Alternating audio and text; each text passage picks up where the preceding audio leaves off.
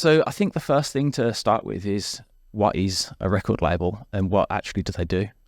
Yeah, well, I mean, obviously, the record label business is a very mature business now. I mean, record labels, as we know, have been, going since the 1940s, 50s. So, but there's been so many changes in the landscape for artists, really. And I think the most important developments in record labels have been the empowerment of artists, and that's come through the dreaded internet and streaming and so on. But what it has done is it's actually given opportunities to bands to really be independent, and I have endless discussions with my team about, are we providing the right kind of facilities for artists in terms of, are our deals fair?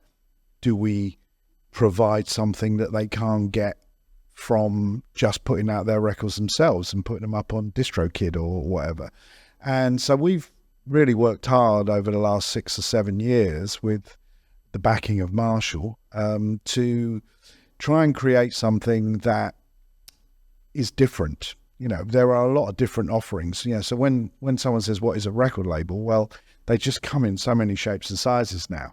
And, if you look at, the traditional record label structure, Warner's or a Sony or EMI or as was, I mean, those were all about the power that the record companies held over distribution. Because if you wanted to put a record out, well, firstly, you had to press them. Secondly, you had to get them into shops. So in the late 70s, when I first came into the business, it was at the sort of advent of, the 7-inch revolution that came out of punk rock. So Rough Trade, Beggars Banquet, these places. And I was making records myself with my band Menace, a punk rock band. And that was the first big sea change, really, where record labels, Miles Copeland, who was the head of, at that point, a company called Faulty Products, which had 2 or 3 labels, actually, Illegal Records, Step Forward Records, Deptford Fun City. He and Jeff Travis at Rough Trade and Martin Mills over at Beggars Banquet, Ian McNay at Cherry Red, all these people were basically doing what the majors didn't want to do. The majors were happy to sign the Clash because the Clash were big, but there were hundreds of bands that were making records and include the Buzzcocks in that, or loads of bands, right? And those bands, before they were getting to major record labels, were figuring out that actually we can release 7 inches and these will sell, and so the independent label scene, which came from that, I think that's where the groundwork was laid for the business as we see it today.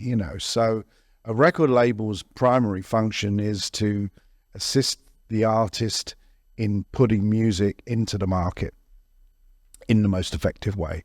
And I still believe that whilst an artist can do everything pretty much independently, buy in every service, buy label services. So everything that could be done by all of those individual services, they're available to every act. But when you get a group of people, and you'll notice from UPRAWR and the sort of spirit that you put around your patronage of artists, in your chosen, field, being on a record label just means that you get a number of like-minded people together to try and help put the artist first and get them to where they need to be. And so I think record labels are really important. I think they do provide a really important function, but they are not the only way to be in this business. Yeah, to get your music out there. But I think, what is a record label? It's a group of people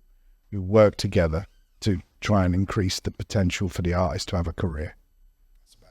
So if a band is looking to get a record deal, then what are the different types of deal that they could be presented with?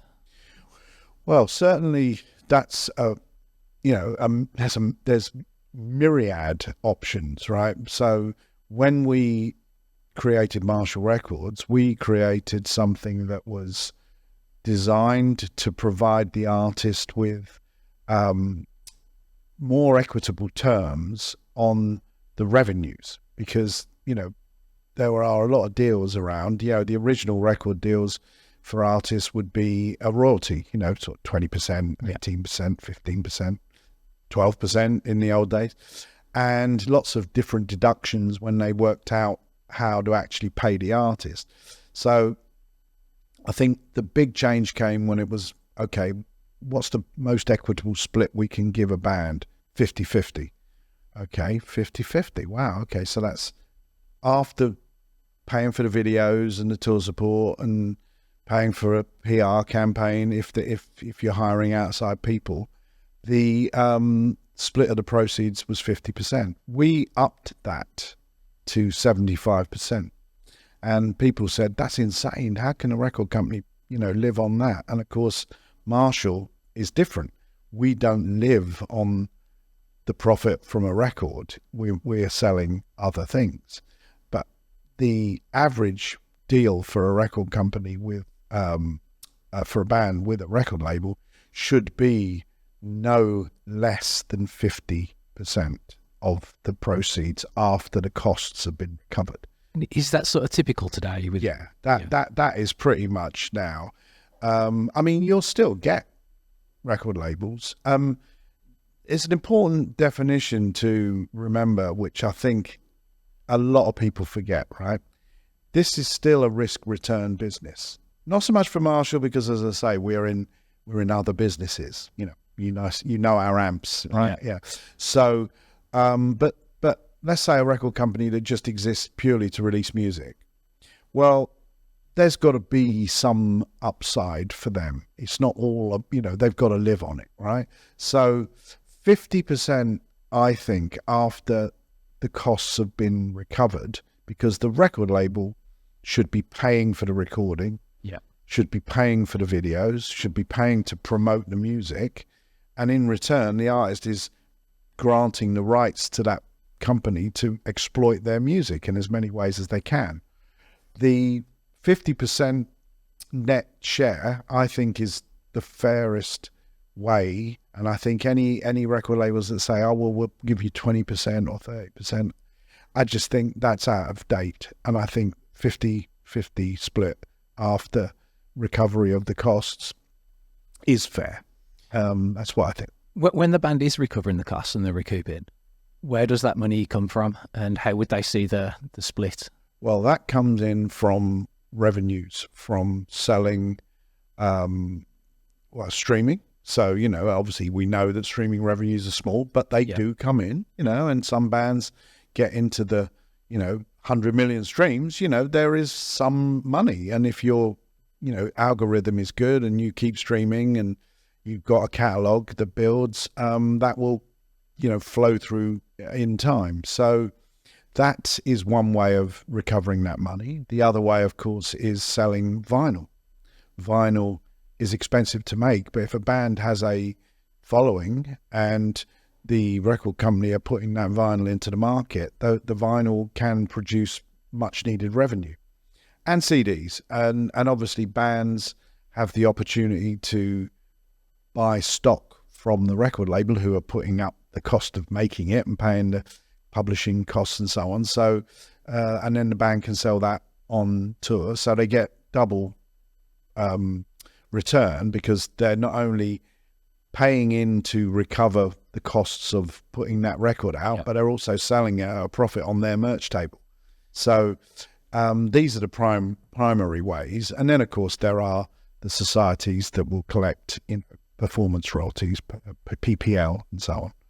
I mean, publishing is a separate discussion, which we can have, but that's primarily a record company way of the way a record company exists, on selling those goods via a distributor and collecting those streaming revenues. When they're paying back the advance then, and you've got your 50-50, is it come in, does all the money come in and you say, I've recouped the money, and then we split it? Or is the split at the start? And imagine it's 6 monthly periods, right? So So you sign a band, you put them in the studio, you pay for the record, you pay the cost of the producer, you put the record out, and 6 months after you've done all those things, the record might not even be out. It might, it may only be coming out. You may have put out a couple of singles, waterfall a couple of singles to streaming.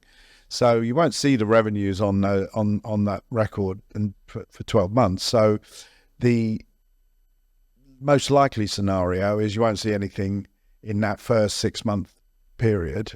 But then in the second 6 month period, when the album's been released, you've hopefully done the vinyl campaign and done your rough trade in-store tour and sold plenty of copies, as you've gone round. That's when, in that second 6 month royalty period, when the company should account to the artist and say, well, okay, well, look, here's what we've collected, right? We got this much in from streaming. That's what we got in from selling the vinyls from the distributor. That's what we got from you buying stock to sell yourselves. And here's what we spent. Cost that much to make them, that much for the publishing, that much for the PR campaign, that much for the videos, and here's what's left. Unfortunately, quite often you spend a lot more than you bring in. So, to get to the artist receiving that 50%, there needs to be a fair bit of income because it's an expensive business. Yeah. So in theory, let's say you've spent £10,000. The artist has brought in £10,000. Is that then recouped, or is it that's split and you take your 50% and then the artist? That £10,000 comes in to the record label, and so if the label spent 10 grand, yeah, collected 10 grand, we're flat, right? So every penny after that is split 50-50. And is that a Marshall thing, or is that? No, that's we're too generous. We give 75p in a pound, so after the costs have come back. But we're also we spend quite heavily on the artists, so it's a band like Therapy are on our label, are very careful about how much they spend on the record, and they don't expect us to make really expensive videos, and they tour a lot and they sell a lot of stuff. So when they get their statement, they usually get a positive, and then they get their 75p in every pound. So you'll never get paid by a label until the label has recovered all of the money that it spent. There's a couple of things that are important. We as a record company, as Marshall, we have internal PR. So we have Harris who works for us at Press, and he deals with all the magazines and all that stuff. A lot of artists will go, oh no, I don't want to use the in-house. I want to use Willful, or I want to use whatever, right? Which is great, but someone's got to pay for it. So if the record label pay for it, they will consider that a cost to the project. Yeah. So you're thinking, oh, well, if it's 50-50, then we should only have 50% taken off the statement. No, record company will say, no, that's an outgoing. We have to count that in the cost of project, so that before we get to the 50-50, we've got to get that money back that we've given third party, PR, radio, whoever it is. So just look at it. It's actually quite simple. Just look at it as, right, all the costs that aren't internal will probably come back on your statement. So if you're signed to a record label, band, and the record label turn around and say, and you go, okay, we're going to get our split. We've sold, 2,000 copies or whatever. And the record label will go, well, actually, hang on a minute. Well, we spent $5,000 on that, and we spent $2,000 on that, and $3,000, and we gave you $8,000 to, it's just a numbers game. It is quite simple. In the old days, it was very complicated because record labels would pay their royalties based on different formulas. So you might be on a 15% royalty, but the calculation of the royalty was based on the cost of the record and what it cost to sell, the record to a store. So the royalty rate was based on an uplifted price that the store, it was a very complicated business. And this is much simpler. It's money in, money out, and a split after the money has been recovered. So I actually think the record business has got fairer for indies. Not necessarily for majors, because majors, again, it's a cost thing, isn't it? A lot of bands' dream is to be signed to Polydor or, Atlantic or whatever. Yeah. Well, yeah, they'll spend the money on you, but they won't pay you 50% of the proceeds. They'll keep your rights for much longer periods of time. And yeah, you're not really in control in the same way as you would be with an independent. So it just depends, what your view is as a band. There's nothing wrong with being on a major. It's whatever's right for the band. I mean, I think someone like Lambrini Girls, are not going to exist happily on a major because, number one, they'll probably spray paint the internal walls of their of the office. But basically some bands, it's much better to be releasing music independently or with a group of people who are not trying to hold the rights for very long periods of time, who are trying to encourage the artist to get to a career where their artist is self-sufficient. That's part of what we seek to do at Marshall. What we really want is a band to get to a point where they don't rely on the record label for anything. It's a mutual beneficial. We've got good distribution, we've got good people, we've got good PR. We don't charge internal PR back to the cost. We don't charge the international PR. We retain a PR team in Europe. We pay for it. We don't charge that to the bands, right? So sometimes I think, indies versus majors, it's horses for courses. I've got a lot of friends at majors. A lot of bands would never have had the careers that they have if they weren't on a major. So what's the difference in what a major can bring to it versus an indie? Money. It's got more money. They just have more money, I mean, people say, oh, well, they've got more power. I don't know about that. They've got more money and they have, sophisticated distribution and, obviously a lot more clout, if you like, in the world. But I think, with the advent of BBC introducing and the championing of, independent music from, certainly from our national broadcaster, the BBC, I think have done really wonderful work to help artists, right from Dan Carter to Alex to, all of the great supporters of alternative and rock music. I think it's a much better time for artists, and therefore you go, well, what's a major going to do for me? Generally speaking, it's cash.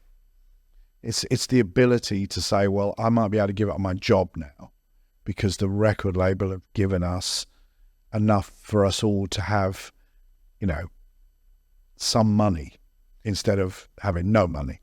Yeah, so I guess that would be one of the major things, is that the advance is big enough to live on, rather than I mean, this having was to support yourself separately. Yeah, exactly. I mean, when I started out, in the 70s, pre-punk bands, getting a record deal was like really, wow. You had to go, prove yourself and be selling out the Marquee Club before even a record label would even, send an A&R down.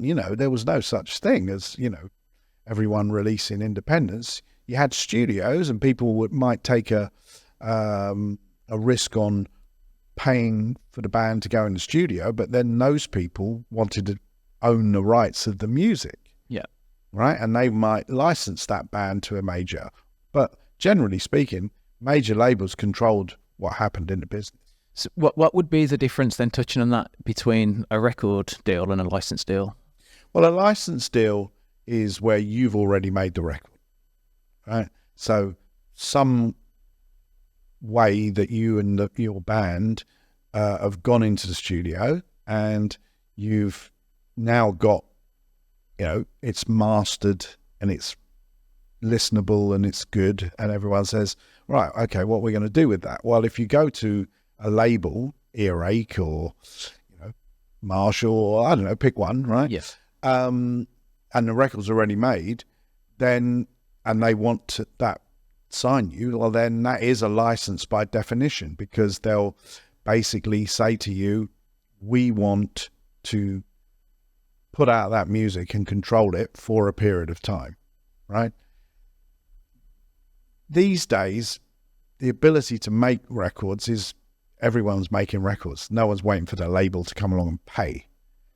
People just going to studios all the time, making records.